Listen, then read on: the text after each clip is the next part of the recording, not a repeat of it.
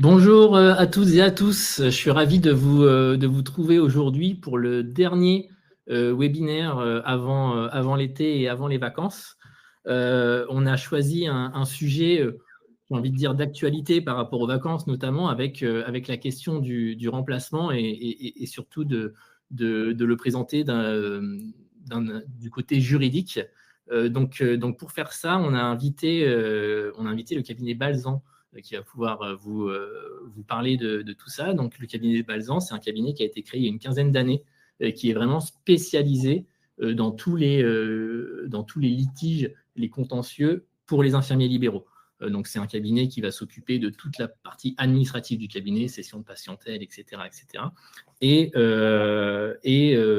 tous les contentieux avec la CEPAM ou avec les patients, d'autres infirmiers, etc., etc.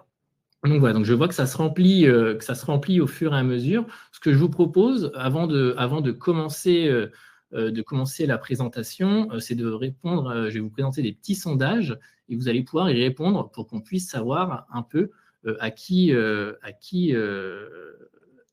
on s'adresse. Donc je vais vous mettre un premier sondage tout de suite.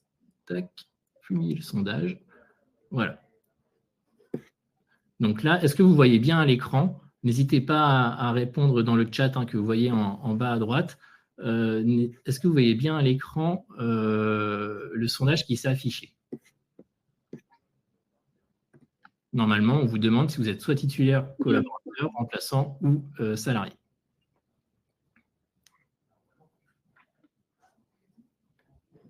Donc, je vois que ça répond. Donc, vous pouvez continuer de répondre. Et ensuite, je vais vous poser une deuxième question, un deuxième sondage pour publier le sondage, pour voir dans quel cadre vous utilisez des remplaçants ou dans quel cadre vous remplacez des infirmiers.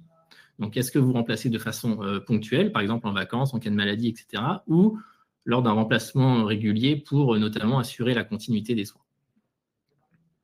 Donc voilà, donc je vous laisse répondre et je vais laisser du coup la parole à Maître Bolzan qui va pouvoir vous présenter son cabinet et puis vous présenter le sujet du jour. Et donc ce qu'il faut savoir, c'est que on a prévu de faire le webinaire pour 45 minutes, 1 heure.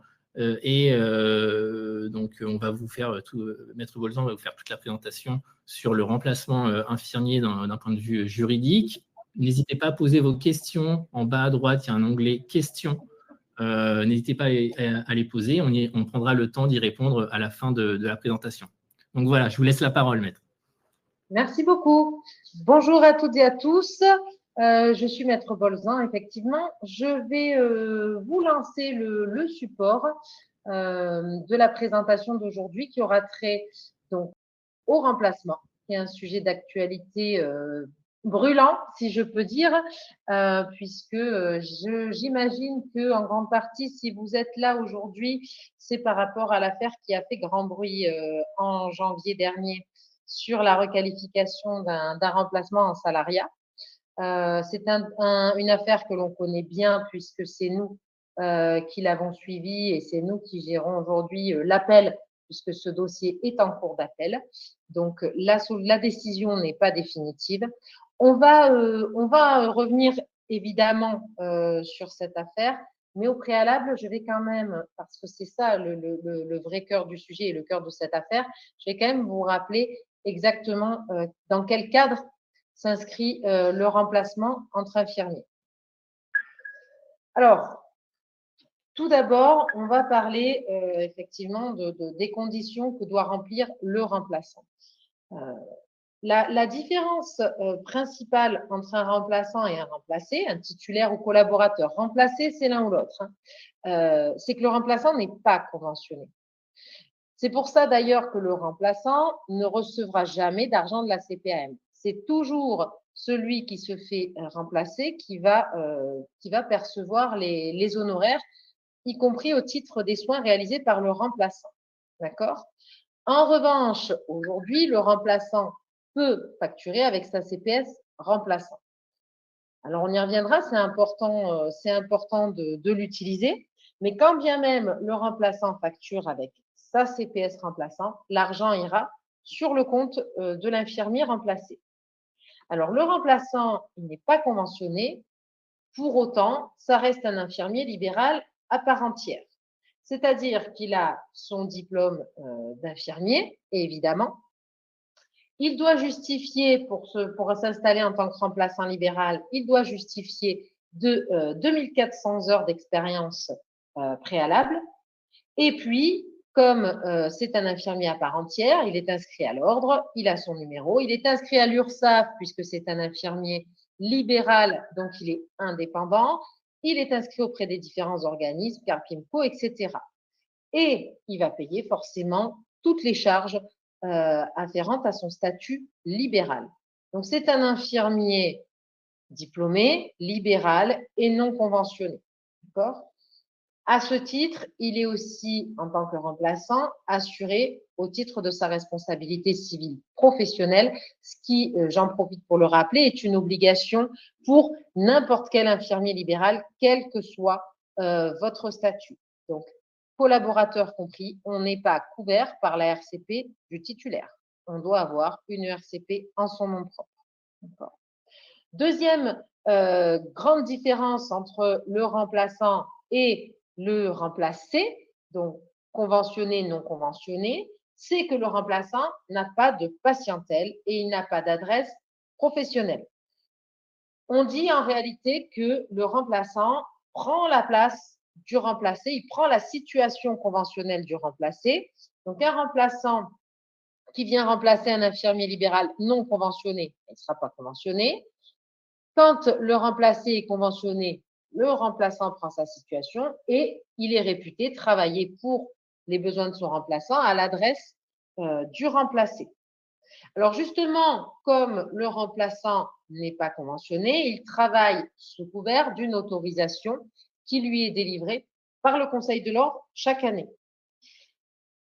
Il faut, et ça c'est primordial, systématiquement penser à vérifier que son remplaçant remplit bien les conditions d'exercice, c'est-à-dire le diplôme, l'activité préalable de 2400 heures.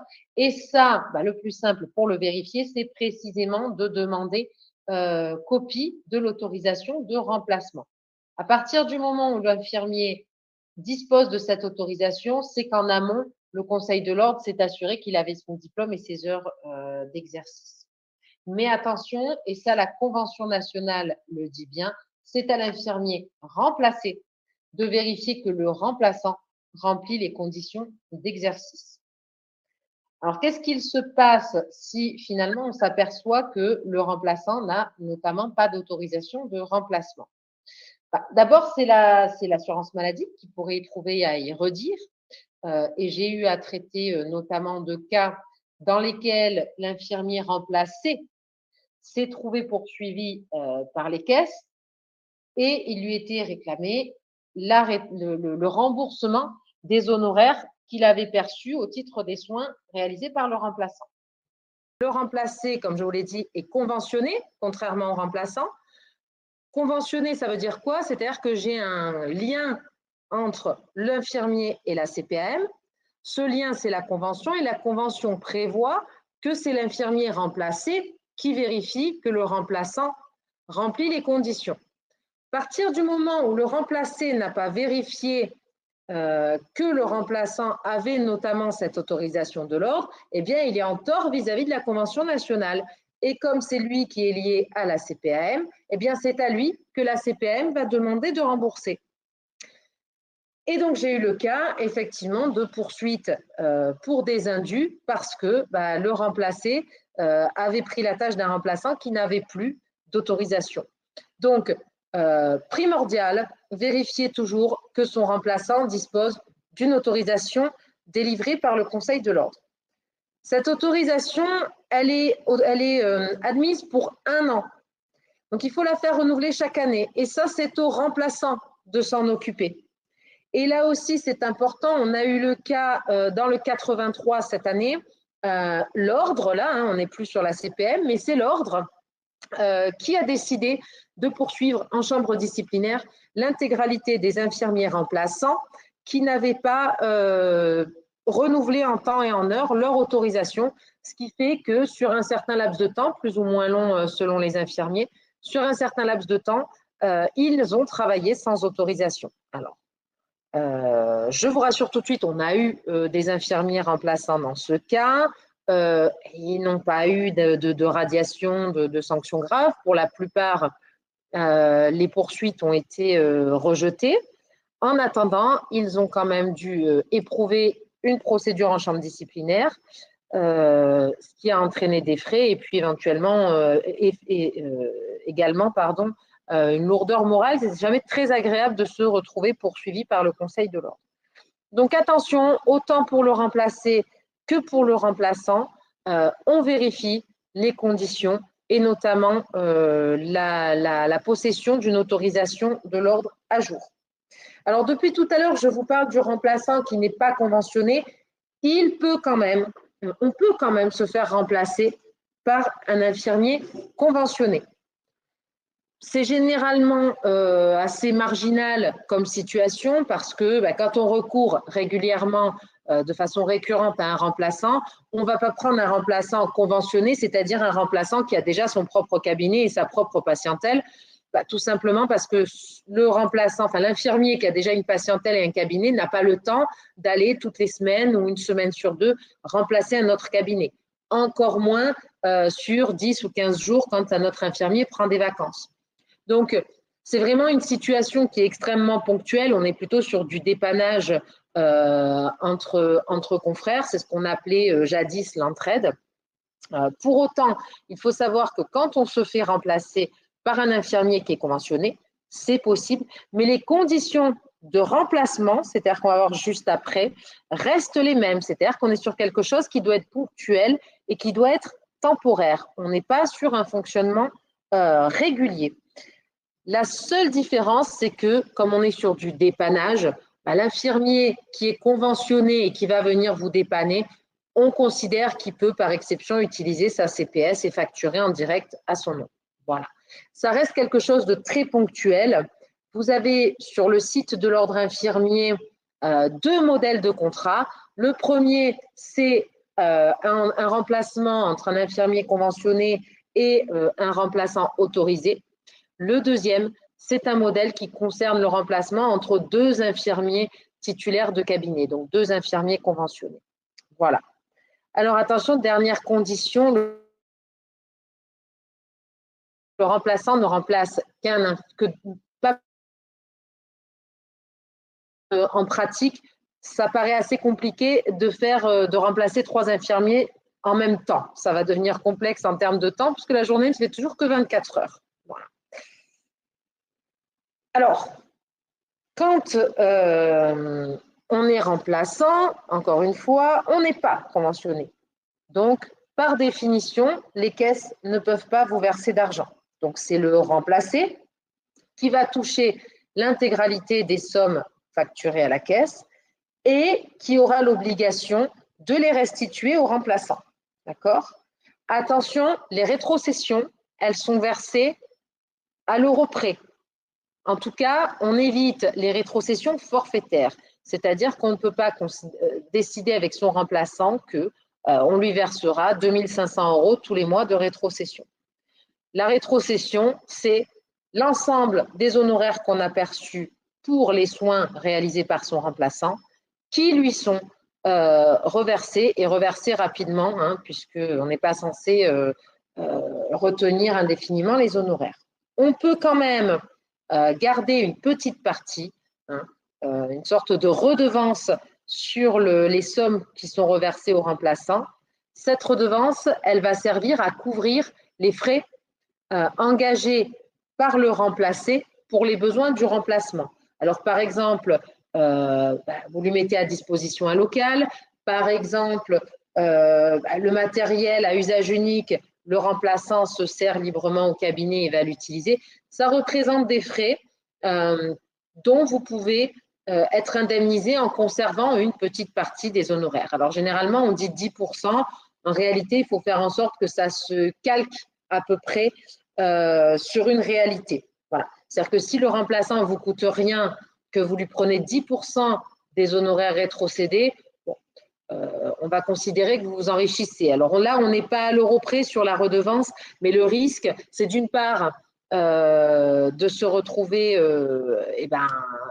avec des soucis avec son remplaçant qui va peut-être saisir l'ordre et revendiquer une redevance excessive, et l'ordre lui-même qui ensuite pourrait considérer que vous exercez comme un commerce, c'est-à-dire en vous enrichissant excessivement sur le dos d'un autre infirmier. Ça reste quand même des situations marginales. Ce qu'il faut en retenir, c'est que j'encaisse en tant que remplacé, je dois reverser ce que j'ai encaissé à mon remplaçant, éventuellement en gardant 5-10% pour moi au titre des frais. Et puis surtout, je dois justifier à mon remplaçant des sommes que je lui rétrocède. Et là aussi, sont à proscrire du coup les rétrocessions forfaitaires, puisque ça ne collera jamais avec les justificatifs. Voilà. Alors, dernière obligation du remplacé, il faut quand même que le remplacé s'abstienne de toute activité pendant son remplacement. Alors attention, seule exception, évidemment, assistance à personne en péril, mais on est vraiment, il faut garder à l'esprit, et je le dis d'ores et déjà pour anticiper sur les questions travail dissimulé, salariat, etc., il faut garder à l'esprit que le remplaçant, il prend vraiment votre place. Ce n'est pas une personne en plus dans le cabinet. C'est un infirmier qui va venir au même titre que si c'était vous qui étiez en train de travailler. Voilà. Donc, on ne travaille pas en même temps et nécessairement, on ne facture qu'avec une CPS, en l'occurrence, la CPS du remplaçant. Alors, vaste débat, mais effectivement, le remplaçant est censé utiliser sa propre CPS pour facturer les soins. Il ne touchera quand même pas l'argent directement des caisses, mais la CPS, c'est une signature électronique, c'est-à-dire qu'en utilisant la CPS et en facturant avec une CPS, j'atteste avoir réalisé les soins moi-même. À proscrire donc les infirmiers remplacés qui vont facturer l'intégralité des soins avec leur propre CPS. Quand vous faites ça, vous dites à la caisse, attention, c'est moi qui ai fait les soins, c'est moi qui encaisse. Quand vous utilisez la CPS remplaçant, la caisse va vous reverser à vous, mais elle sait que c'est votre remplaçant qui a réalisé les soins. Alors, le risque, deux risques principaux à utiliser sa CPS à son nom, c'est d'une part un risque pénal, puisque ça peut tomber sous le coup de l'escroquerie à la caisse. Encore une fois, pourquoi escroquerie? Parce qu'on considérera que vous avez facturé des soins que vous avez déclaré avoir réalisé vous-même, alors qu'en fait, c'était un autre infirmier. Deuxième risque, c'est des poursuites civiles. Hein. Et là, que va vous demander la caisse? Là aussi, c'est le remboursement en vous disant c'est de l'acte fictif puisque vous m'avez facturé des soins que vous n'avez pas vous-même réalisés. Et la caisse, attention, les caisses ne peuvent se retourner encore une fois que contre l'infirmier qui s'est fait remplacer, puisqu'il n'y a que lui qui est conventionné. Donc, la caisse ne pourra jamais aller réclamer de l'argent au remplaçant. Elle n'a aucun lien avec le remplaçant. C'est la même chose que si je prête de l'argent à ma voisine. Hein, ma voisine s'en sert pour payer sa dette, pour s'acheter une voiture. Je ne peux pas ensuite aller demander au vendeur de voiture de me rendre l'argent. Je n'ai un lien qu'avec elle. La caisse ne pourra toujours que poursuivre l'infirmier remplacé. Voilà. Attention, le remplaçant doit également permettre la continuité des soins, même s'il n'est pas censé s'intégrer régulièrement au cabinet, mais il doit tenir le dossier de soins. Encore une fois, c'est un professionnel à part entière. Il doit faire les transmissions et il doit tenir le dossier de soins qui, je le rappelle là aussi, est obligatoire pour chaque patient. Alors là, on va arriver au cœur du sujet, c'est-à-dire que j'ai présenté dans quel cadre interviennent et sous quel statut interviennent remplaçants et remplacés. Maintenant, on va évoquer les conditions générales du remplacement, sachant que, encore une fois, ça s'applique normalement aussi si votre remplaçant est conventionné. Le remplaçant, encore une fois, il vient à votre place travailler. D'accord? Donc, ce n'est pas un membre de plus qui s'intègre au cabinet. C'est ou vous qui travaillez ou votre remplaçant. on doit systématiquement rédiger un contrat de remplacement. Et ça, c'est la première condition et le contrat doit être écrit. Mais attention, le fait de faire un contrat ne vous permet pas de faire tout et n'importe quoi à l'intérieur. Moi, on me demande souvent, est-ce que je dois mettre un motif spécifique ou pas? Si je mets un motif, je mets lequel? Alors, le contrat de remplacement, il doit dans tous les cas rester conforme aux règles qui encadrent le remplacement. Et la principale et l'inéluctable, c'est que le remplacement reste temporaire et ponctuel. Alors, temporaire, ça veut dire que le remplacement ne s'inscrit que sur une durée qui correspond à une indisponibilité. Vous êtes en vacances, vous partez du 1er au 15 juillet, vous avez un contrat de remplacement qui peut se faire du 1er au 15. En revanche, si vous êtes sur un remplacement qui intervient de façon récurrente tous les mois, ou si vous faites un contrat du 1er au 15, ça veut dire que vous-même, en tant qu'infirmier remplacé, vous n'allez pas travailler sur toute cette période-là. Alors, soit effectivement, on est sur un arrêt de travail, une maladie par exemple, et en tant qu'infirmier remplacé, on a besoin de se faire remplacer sur une longue période. Pas de souci, on va définir une période de date à date pour le remplacement. En revanche, si sur un même mois, votre remplaçant intervient certains jours seulement, alors là, il va falloir noter dans le contrat les jours sur lesquels il vous remplace, parce que c'est uniquement sur ces jours-là que vous êtes indisponible.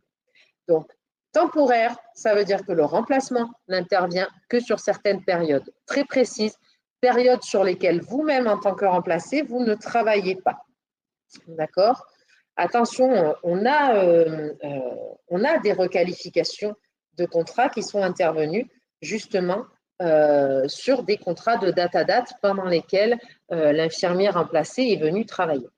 Donc, première condition, on reste sur un contrat qui est temporaire. Deuxième condition essentielle, le remplacement, il est ponctuel. Ponctuel, ça s'apprécie par rapport à la régularité.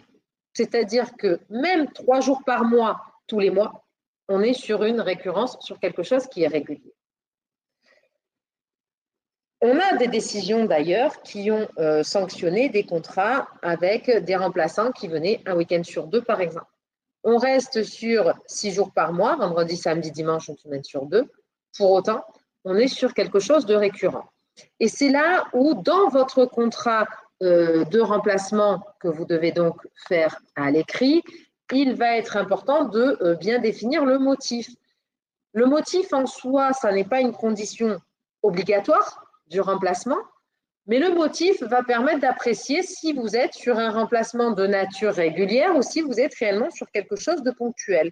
Par exemple, la maladie, c'est ponctuel. Par exemple, une formation qui va durer 1 jour ou 2, c'est ponctuel. En revanche, ce qui est très peu apprécié, c'est les remplacements avec pour motif repos, puisque par définition, le repos est quelque chose de récurrent. Donc, attention, le remplacement, ça ne s'inscrit pas dans une régularité. On ne doit pas intégrer mensuellement son remplaçant au planning. Alors là où ça pose problème, c'est principalement dans les zones surdotées. Et c'est d'ailleurs la problématique qui s'est posée dans l'affaire dans le Nord. Sur les zones surdotées, vous avez un numerus clausus, c'est-à-dire qu'il y a un nombre limité d'infirmiers conventionnés et qu'on ne peut pas venir y travailler en plus sans qu'un infirmier conventionné ait quitté la zone.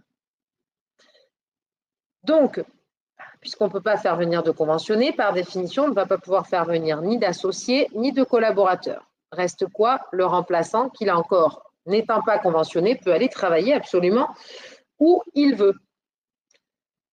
Le problème, c'est que, on va en reparler plus précisément, mais d'ores et déjà, je vous le dis, le salarié infirmier, depuis 2016, un infirmier libéral peut salarier un autre infirmier, et le salarié infirmier n'est aujourd'hui pas conventionné non plus. Donc, théoriquement, sur une zone surdotée, quand on a besoin d'une personne de plus, on a le choix entre un remplaçant, sachant que celui-ci ne pourra travailler que de façon temporaire et ponctuelle. Ou, deuxième hypothèse, on a le choix de faire venir un salarié qui, lui, a le droit de travailler de manière totalement régulière et même en même temps que l'infirmier employeur. Et c'est ce raisonnement-là qu'a déroulé l'URSSAF pour poursuivre une infirmière et demander la requalification du remplacement en contrat de travail. C'est-à-dire que finalement, on part du principe que si l'infirmière en zone surdotée prend un remplaçant de manière régulière, alors qu'elle a la possibilité de prendre un salarié, c'est quoi? C'est qu'elle a précisément voulu éviter de payer les charges patronales qui reviennent à l'URSSAF. Et donc, elle a pris un remplaçant qui coûte moins cher. En revanche, elle s'est détournée du cadre puisqu'elle n'était plus dans la ponctualité. Parce que c'est de ça qu'on parle principalement aujourd'hui, c'est de la requalification en contrat de travail qui a été, poursuites qui ont été facilitées par l'admission du salariat. Alors, pour autant, le cas du mois de janvier n'était pas une première, hein. Ce n'est pas un cas isolé, d'autres condamnations avant, sachant qu'en plus, la requalification, là on parle beaucoup de l'URSSAF, mais elle peut être demandée autant par l'URSSAF que par le remplaçant lui-même. Alors, on n'a pas de situation, de conditions absolues et inéluctables qui vont faire basculer le contrat de remplacement en contrat de travail. On va chaque fois, que ce soit à la demande de l'URSSAF ou à la demande du remplaçant, se baser sur un faisceau d'indices qui laisse à penser qu'on se trouve plus dans un contexte de salariat que dans un contexte de remplacement. Alors, je vais les dérouler avec vous, sachant que quand la requalification est demandée par l'URSSAF, on va être sur du pénal. Donc, on va aller devant le tribunal correctionnel avec à la clé une potentielle condamnation à de la prison, éventuellement à une amende. Et en plus, l'URSSAF va pouvoir demander la condamnation à payer les cotisations qui auraient été dues si le remplaçant avait été déclaré comme salarié. Dans l'exemple dont on parle du mois de janvier, on était sur une demande qui était un peu au-delà des 400 000 € au titre de l'URSSAF. Quand c'est le remplaçant qui demande la requalification, là, il va la demander devant le conseil de prud'homme. On n'est pas sur du pénal, on est sur du civil, ce qui veut dire qu'il n'y a pas de risque de condamnation à de la prison ou à une amende. En revanche, on va potentiellement être condamné à payer des rappels de salaire, des indemnités pour licenciement abusif, puisque c'est généralement quand le remplacement se termine que le remplaçant saisit le conseil des prud'hommes.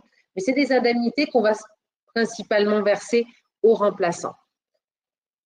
Alors, on va commencer par l'hypothèse de l'URSSAF avec les différents critères qui ont été abordés, notamment dans l'affaire du mois de janvier.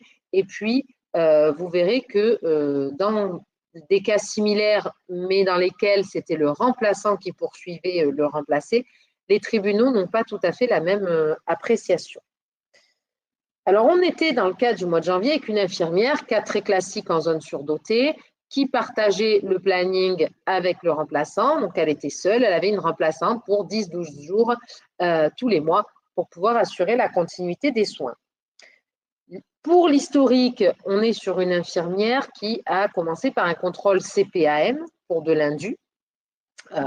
On était sur une réclamation d'un peu plus de 500 000 € au titre de l'indu, qui a sauté, je le dis, parce qu'on parle de l'URSSAF, mais enfin quand même le contrôle CPAM a sauté.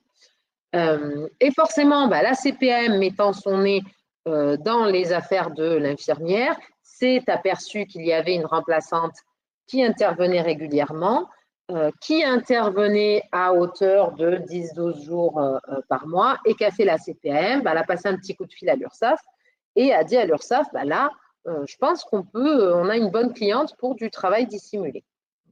L'URSSAF a fait son enquête et ensuite, l'URSSAF et la CPAM ont déposé plainte au pénal et ça a été soumis au tribunal correctionnel. Alors, plusieurs arguments ont été avancés. Le premier, c'était le chiffre d'affaires de la remplacée et de la remplaçante qui était à peu près équivalent, mais c'est assez logique puisque du coup, grosso modo, la remplaçante faisait 12 jours et la titulaire 18. Donc, on était sur des chiffres d'affaires assez similaires. Mais en réalité, on n'a pas vraiment, on me dit souvent, dans ce cas, combien de jours est-ce qu'il faut faire? Quel chiffre d'affaires il ne faut pas dépasser? C'est pas en soi, il n'y a pas tellement de seuil. Pourquoi ces chiffres d'affaires ont été avancés? C'est surtout parce qu'ils illustraient le fait que la remplaçante était dépendante financièrement de la remplacer. C'est-à-dire qu'elle ne travaillait qu'avec cette infirmière, elle faisait un nombre de jours suffisamment important pour pouvoir se passer de tous les autres cabinets. Et ça, cette dépendance économique, le fait qu'elle tire l'essentiel, en l'occurrence l'exclusivité de ses revenus, du remplacement avec cette infirmière, a été un premier critère qui a marché pour faire basculer sur du travail dissimulé.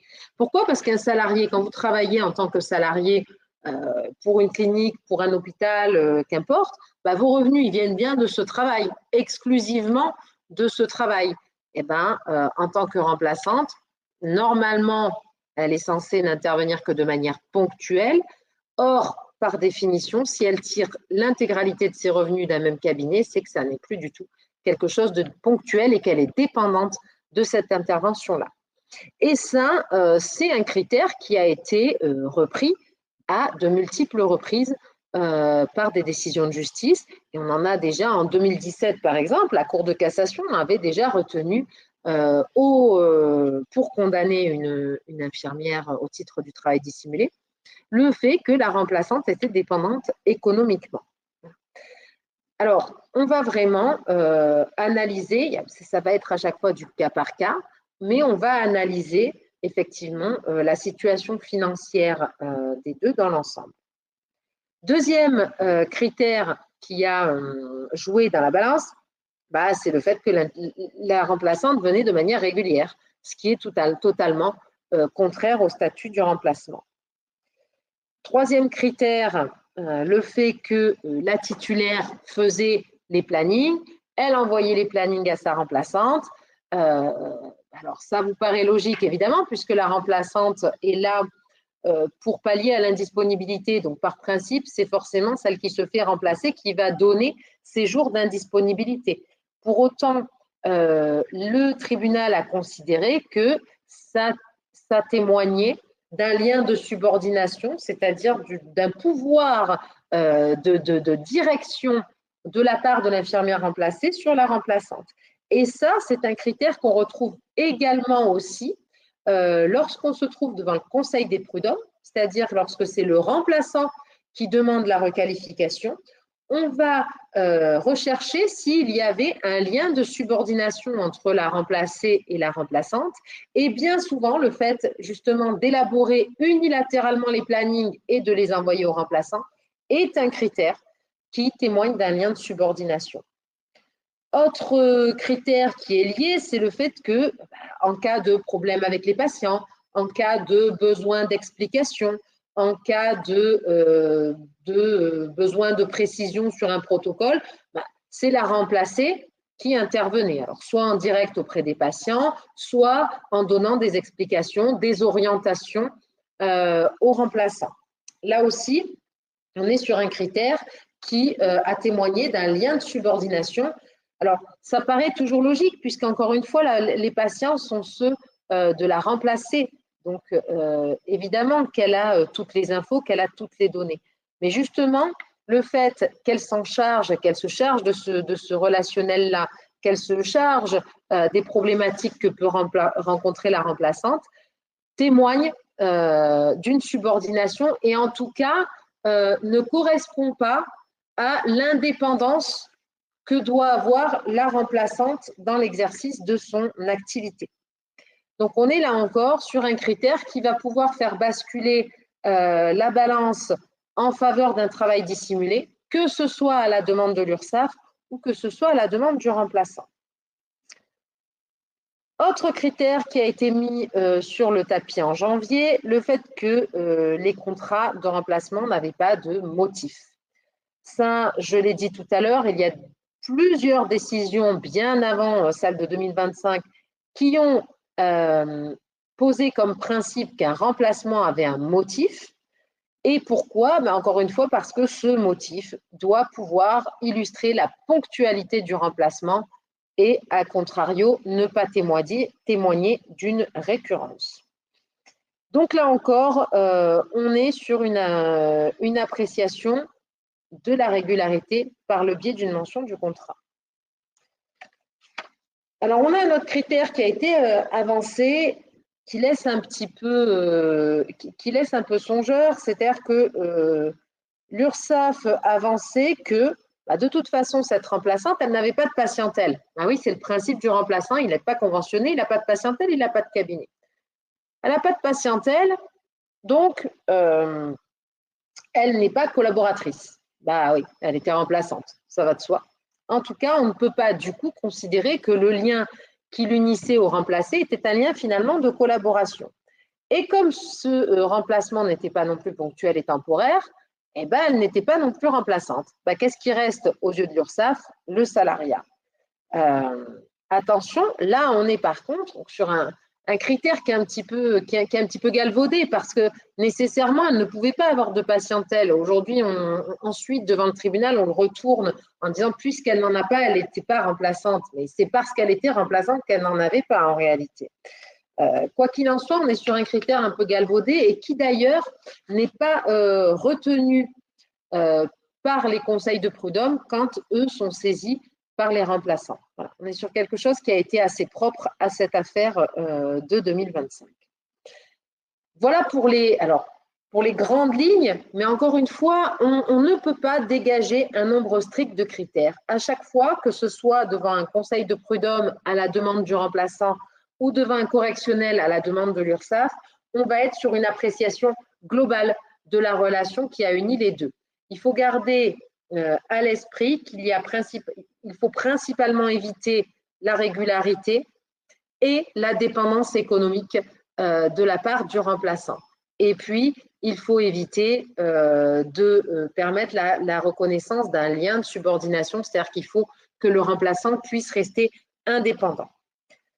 Les risques, c'est quoi? Eh bien, c'est pour l'URSSAF, en cas de condamnation, je vous l'ai dit, une condamnation de la prison et à une amende, ce qui a été le cas alors de la prison avec sursis, mais c'est quasiment toujours le cas. On a une peine d'emprisonnement avec sursis plus ou moins importante. Et puis, d'un point de vue financier, l'URSSAF va aller demander le montant des charges patronales qui auraient dû être versées. Elle se base sur le montant brut des honoraires qui ont été reversés. Donc, je vous donne un exemple comme ça, mais vous allez avoir 100 000 euros de rétrocession sur l'année à la remplaçante. On va prendre grosso modo 40-45% de ces sommes, c'est les charges patronales. On va appliquer 25% de pénalité, voire 5% de plus pour non-déclaration. Ça, c'est pour le tribunal correctionnel. Quand on est devant un conseil de prud'homme à la demande du remplaçant, là, on va être sur des demandes plutôt d'ordre indemnitaire, c'est-à-dire que le remplaçant va demander un rappel de salaire, des majorations, par exemple, pour travail aux heures de nuit, des majorations jours fériés. Il va, du coup, son remplacement étant terminé, considérer que c'était un licenciement abusif puisque la procédure de licenciement n'a pas été respectée. Donc là, on va être principalement sur une demande indemnitaire au profit du remplaçant. Alors, risque moins important, en tout cas d'un point de vue financier, si je peux dire, quand on ne respecte pas le cadre du remplacement, c'est aussi le fait que l'obligation de non-concurrence ne s'applique pas. Il faut savoir que quand vous êtes remplacé plus de 3 mois, consécutifs ou pas, le remplaçant ne peut pas ensuite s'installer sur le même secteur que vous ou dans un cabinet concurrent. Et ça, pendant 2 ans. C'est dans le Code de la santé publique. Alors attention, il peut continuer en tant que remplaçant non conventionné, donc en tant que remplaçant autorisé, à faire des remplacements sur le secteur. En revanche, s'il s'y installe, c'est-à-dire qu'il s'installe pour développer une patientèle qui lui est propre, il ne pourra pas le faire sur votre secteur, en tout cas pas avant les 2 ans qui suivent le terme du remplacement.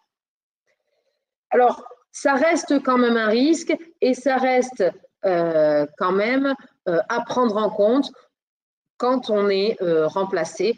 Et il faut en tous les cas savoir que vous avez cette obligation de non-concurrence qui vous protège en tant qu'infirmier remplacé. Alors, je dis bien que c'est une obligation de non-concurrence et non pas une clause de non-concurrence. Une clause de non-concurrence, elle est optionnelle, c'est-à-dire que c'est vous qui allez l'intégrer à un contrat et par exemple à un contrat de collaboration dans lequel vous pouvez prévoir que le collaborateur devra quitter un secteur prédéfini au terme de son contrat de collaboration et ça sur une certaine durée, 1 an ou 2 généralement. L'obligation de non-concurrence, c'est différent, c'est-à-dire qu'elle s'applique automatiquement, même si dans votre contrat, ça n'est pas prévu spécifiquement. Alors généralement, on va prendre le contrat de l'ordre, elle figure dans le modèle proposé par l'ordre infirmier. Pour autant, je vous le dis, c'est une obligation de non-concurrence qui est de droit et qui va s'appliquer automatiquement quand un remplaçant est venu vous remplacer plus de 3 mois. Le risque, si le remplaçant, par exemple, demande la requalification de son contrat, c'est que cette obligation qui ne s'applique qu'au remplaçant n'a plus lieu de s'appliquer et le remplaçant s'installera où il veut. Voilà. Alors, parce que c'est le nerf de la guerre, recommandation. Je parle bien de recommandation puisqu'encore une fois, chaque relation sera appréciée au cas par cas dans sa globalité et ce, quelle que soit la juridiction qui est saisie du problème. L'idée, j'appelle ça un peu le Waze, c'est de vous donner des clés pour essayer de passer au travers, mais bon, il n'y a pas de garantie que ça marche. En attendant, il est préférable d'éviter les contrats de date à date. Soit vous êtes en vacances, donc 1er au 15 juillet, là, OK, vous pouvez mettre une période de date à date, mais sur toute cette période-là, vous ne travaillez pas du tout en tant qu'infirmière remplacée. Sinon, vous mettez dans votre contrat les jours précis auxquels vous êtes remplacé, mais pas une période du 1er au 30. Deuxième conseil, on met un motif, et si possible, un motif qui évite de faire penser à une récurrence.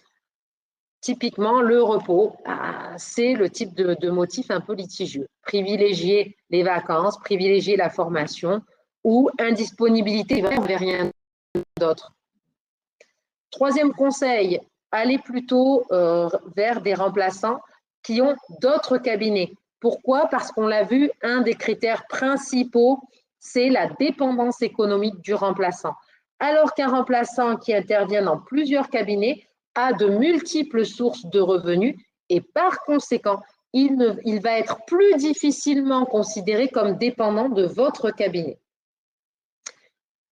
Solution, puisque encore une fois, le problème se pose principalement en zone surdotée, c'est généralement ce qu'on me dit, c'est-à-dire que si je ne peux pas suivre vos conseils, maître, comment je vais faire? Je suis en zone surdotée.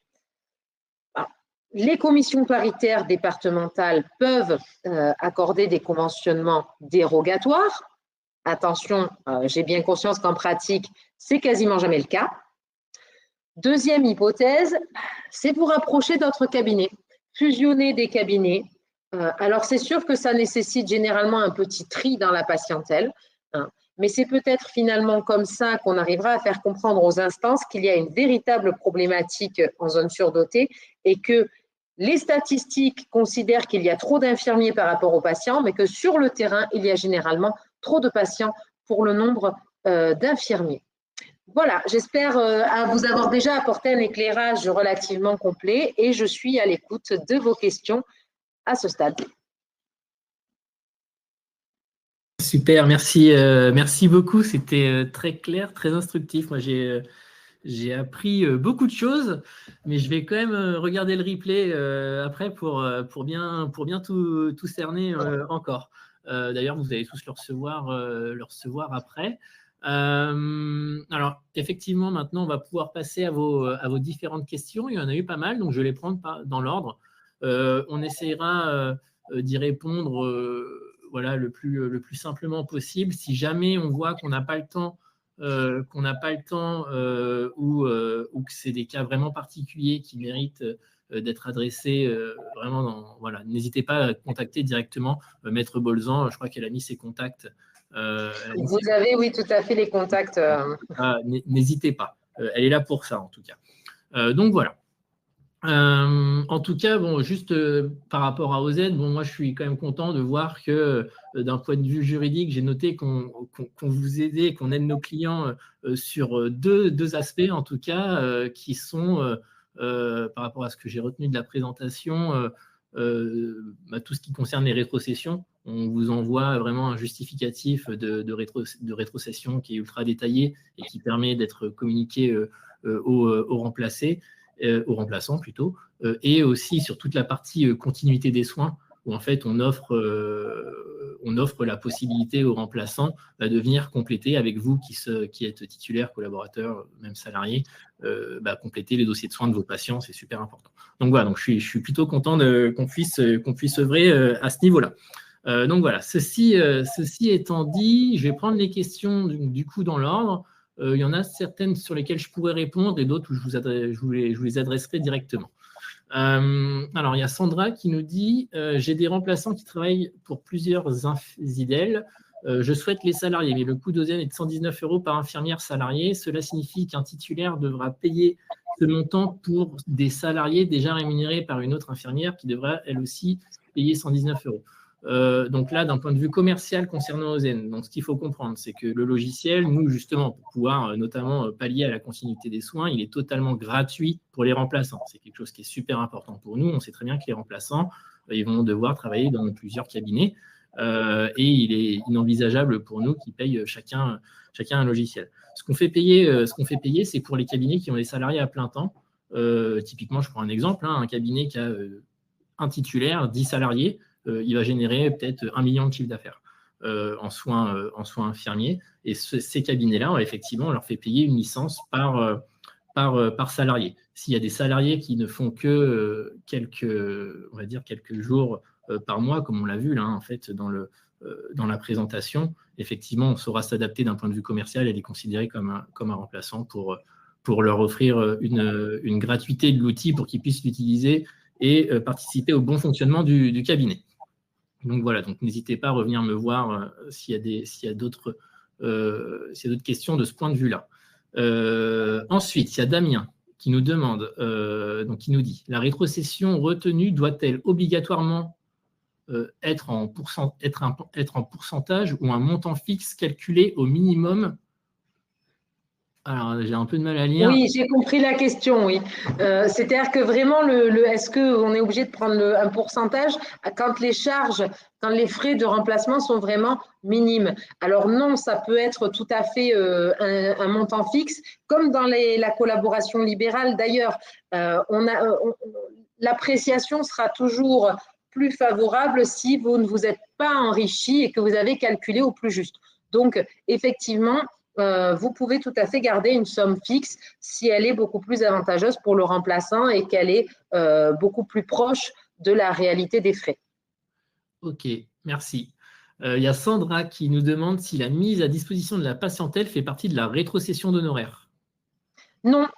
Alors, évidemment, vous mettez votre patientèle à disposition, c'est une évidence, comme dans la collaboration d'ailleurs, vous mettez la patientèle à disposition. Pour autant, on ne loue pas une patientèle. Donc, quand vous êtes sur une rétrocession de remplacement, on est vraiment sur le coût réel que représente la charge du remplaçant, de la même manière qu'on va être sur le coût réel que représente le collaborateur. Après, comme je vous le dis, comme on n'est pas forcément à l'euro près, évidemment qu'on peut prendre un pourcentage et on va finalement payer, le collaborateur, le remplaçant va payer le fait d'avoir des revenus sans avoir fait aucun effort de constitution de patientèle. Mais légalement, on ne peut pas louer sa patientèle et on ne peut pas, je l'entends alors de moins en moins heureusement, mais je l'entends, vu que le collaborateur m'a payé une redevance pendant des années, finalement, il a un petit peu payé par anticipation la patientèle et il peut l'obtenir ensuite sans rien payer. Non, parce qu'attention, le prix d'acquisition d'une patientèle est imposé. Donc, quand vous versez votre redevance tous les mois ou quand vous gardez une part de rétrocession, Vous ne payez pas les impôts afférents à la cession. Donc, fiscalement, on ne peut pas admettre qu'il y a une location ou un paiement par anticipation de la patientèle. D'accord, très clair. Il y a Christelle qui nous dit qu'elle se fait remplacer parfois pour exercer une activité secondaire de l'hypnose. Est-ce que c'est légal et est-ce qu'elle risque quelque chose ou pas? Ce n'est pas vraiment légal parce que vous utilisez votre exercice, votre titre d'infirmière. Le remplacement, on est vraiment, encore une fois, sur un infirmier qui prend votre place. C'est-à-dire que si vous vous faites remplacer, vous n'êtes pas censé gagner votre vie. Voilà. Alors, je l'ai vu tout à l'heure passer la question aussi. Quand on est à l'hôpital, c'est pareil. Vous êtes à l'hôpital, vous êtes quand même infirmier, vous avez un poste salarié, vous ne vous faites pas remplacer. Le remplacement, on est vraiment sur un infirmier qui est conventionné, qui gagne sa vie comme ça et qui va, dont le remplaçant va prendre la place. Attention, j'en profite quand même. Si vous avez une autre activité, prévenez quand même vos conseils de l'ordre. Ce n'est pas interdit en tant qu'infirmier libéral d'avoir une autre activité. En revanche, ce qui va être interdit, c'est justement de laisser, d'influencer le bénéfice de son activité secondaire par son titre d'infirmier. Et ça, les conseils de l'ordre peuvent tilter sur vraiment cette séparation stricte ou ce flou entre les deux activités. Donc, ne vous lancez pas comme ça à l'aveugle sans prévenir au préalable les conseils de l'ordre. Ok, très bien. Il y a Stéphanie qui a la même question que Sandra sur le prix de Ozen pour les salariés. Donc, je pense que j'étais clair dans ma réponse. N'hésitez pas à revenir vers nous si ce n'est pas le cas. Il y a Christelle qui nous demande comment savoir si on est en zone surdotée. Alors, vous demandez tout simplement à votre CPAM ou alors vous avez sur Internet le site qui s'appelle Carto Santé qui vous permet de taper votre code postal et vous allez trouver si vous êtes en surdoté en intermédiaire. Attention quand même, c'est un site qui n'est pas forcément mis à jour en temps réel. C'est un site aussi sur lequel vous avez certaines zones qui ne sont pas renseignées. Idéalement, appelez votre caisse. Ok. Et de mémoire, alors là, juste, ça va bientôt être redéfini, les zonages. C'est redéfini régulièrement, oui. Et je crois que ça va être bientôt la prochaine.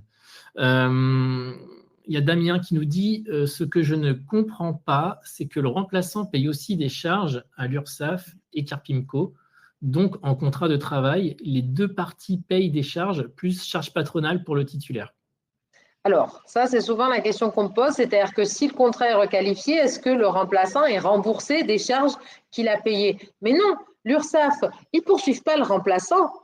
Ils ne disent pas au remplaçant que c'est lui qui est en tort de s'être mis en position salariée. Ils disent simplement à celui qui s'est fait remplacer qu'il est en tort de s'être mis en position d'employeur. Le remplaçant, il est tranquille dans ces procès-là, on ne lui demande rien. C'est le remplacé qui aura des soucis. Donc, l'URSSAF gardera les cotisations du remplaçant, qui reste un indépendant. Il faut savoir que c'est juste une sanction, la requalification. Réellement, le remplaçant ne devient pas salarié inscrit à l'URSSAF, il reste un infirmier inscrit à l'ordre et un libéral indépendant. C'est simplement une sanction. Donc, on va considérer que la situation aurait dû être celle d'un salarié. On en tire les conséquences financières. Pour autant, on ne change pas le statut de l'un et de l'autre. Donc, l'URSSAF réclamera au remplacé les cotisations en considérant qu'il s'est positionné comme employeur, mais ils garderont aussi les cotisations du remplaçant qui reste, lui, pour l'avenir aussi, un remplaçant libéral. Dans ces dossiers-là, dites-vous bien que le remplaçant, lui, n'est absolument pas inquiété, il n'est pas poursuivi. Il continue son activité comme avant. Voilà, c'est dit. Je vois juste qu'il est 25. On va arrêter dans 5 minutes. Donc, je vais prendre un maximum de questions. On va essayer d'aller vite. Et si jamais on n'arrive pas à répondre à tous, parce qu'il y en a qui se rajoutent au fur et à mesure, vous inquiétez pas, on les prend toutes et on vous y répondra a posteriori. Donc, voilà, juste pour vous préciser cela. Donc, il y a toujours Damien qui nous dit nous sommes 2 titulaires dans le cabinet. Nous effectuons un contrat de remplacement tous les 2 mois. 2 mois par mois, puis les 2 mois suivants par ma collègue titulaire. Sommes-nous dans un travail dissimulé? Alors, encore une fois, Damien, je ne peux pas vous répondre comme ça. Je vous l'ai dit, c'est une multitude de critères qui sont pris en compte. Ce n'est pas uniquement est-ce que je fais un contrat pour 10 jours, c'est trop, 5 jours, pas assez. C'est la récurrence.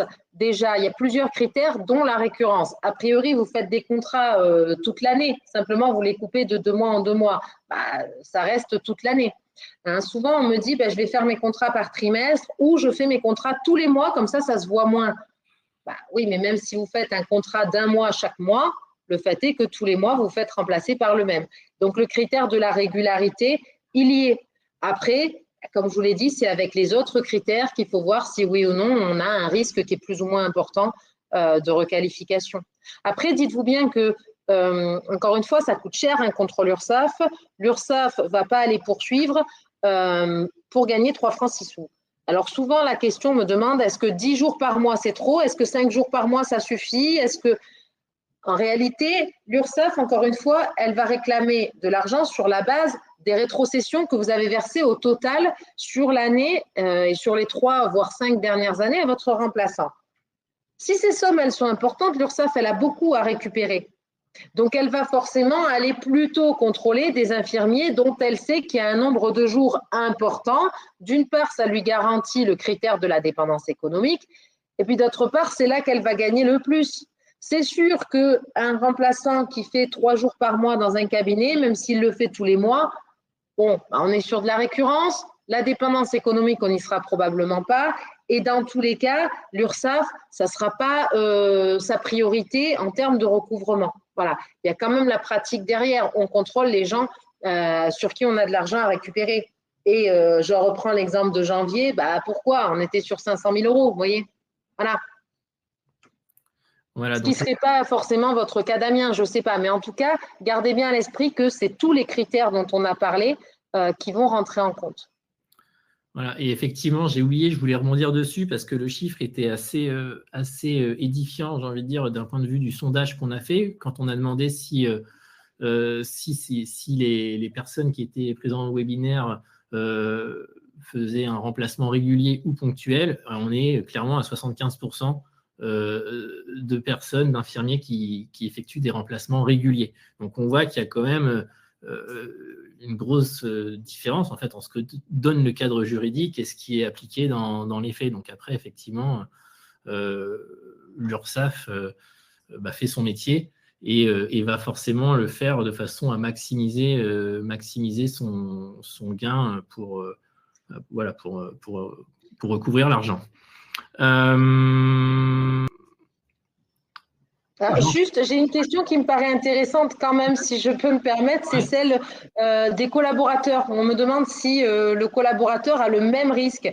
Alors oui, si ce n'est quand même qu'en réalité, un collaborateur va pouvoir demander la requalification de son contrat en contrat de travail. Mais c'est généralement le collaborateur qui va le demander parce que venant de l'URSSAF, ça sera plus compliqué à démontrer dans la mesure où il est installé, pour le coup, il est conventionné et le collaborateur peut intervenir régulièrement. Donc, le critère de la temporalité et de la ponctualité ne pourra pas être avancé par l'URSSAF. Donc, pour l'URSSAF, ça sera beaucoup plus compliqué et ils iront sur les remplaçants. Encore une fois, à cause du raisonnement dont je vous ai parlé tout à l'heure, c'est-à-dire que régulièrement, vous avez un associé, un collaborateur, un salarié. Collaborateur associé, vous ne pouvez pas parce vous êtes en surdoté. Il vous restez le salarié. Donc, si vous n'avez pas pris un salarié, c'est pour éviter les charges patronales. Le collaborateur, l'URSSAF n'aura pas cet argument-là et encore une fois, le collaborateur, la régularité n'est pas du tout un problème et la dépendance économique non plus, puisque le principe, c'est quand même que le collaborateur ne soit rattaché qu'à un cabinet. Donc, le risque juridique du lien de subordination devant le prud'homme est le même de la part d'un collaborateur que d'un remplaçant. En revanche, le risque de travail dissimulé sur un collaborateur, il est de zéro, ou presque. C'est jamais. L'imagination de l'URSSAF n'a parfois pas de limite, mais ça va principalement se passer devant le conseil de prud'homme. Et bien voilà, vous aurez choisi la dernière question. On va s'arrêter là. Je vois qu'il est 14h30, donc il y a pas mal de questions sur lesquels on n'a pas eu le temps de revenir, ne vous inquiétez pas, on va les prendre, on va y répondre. Si jamais il y a besoin d'approfondissement, comme je disais, n'hésitez pas à contacter directement le cabinet Bolzan. Donc voilà, donc merci à tous d'avoir pu participer à l'événement. Il y a eu des questions sur le replay, donc oui, dès que je vais terminer la session, vous allez recevoir un mail avec le webinaire que vous allez pouvoir revoir avec partager à vos collègues, etc. Ça, il n'y a pas de souci. Je pense qu'on le mettra en ligne aussi sur YouTube pour que vous puissiez le voir à n'importe quel moment. Donc voilà, donc merci à tous. On vous souhaite de bonnes vacances. Voilà. Avec des remplaçants qui pourront être pris de date à date, pour le coup. Hein, voilà, normalement, vous avez les bonnes indications, vous avez les clés en main pour partir en vacances. C'était un nouveau sujet pour nous d'adresser des sujets juridiques. Hein. On sait qu'il y a tellement de choses qui vous concernent en tant que libéraux, en tant que soignants, en tant qu'infirmier, etc. Donc, on essaye d'aller sur tous les terrains. Merci beaucoup, maître. Et puis, au revoir à tous. Merci beaucoup. Bonnes vacances à tous. Au revoir.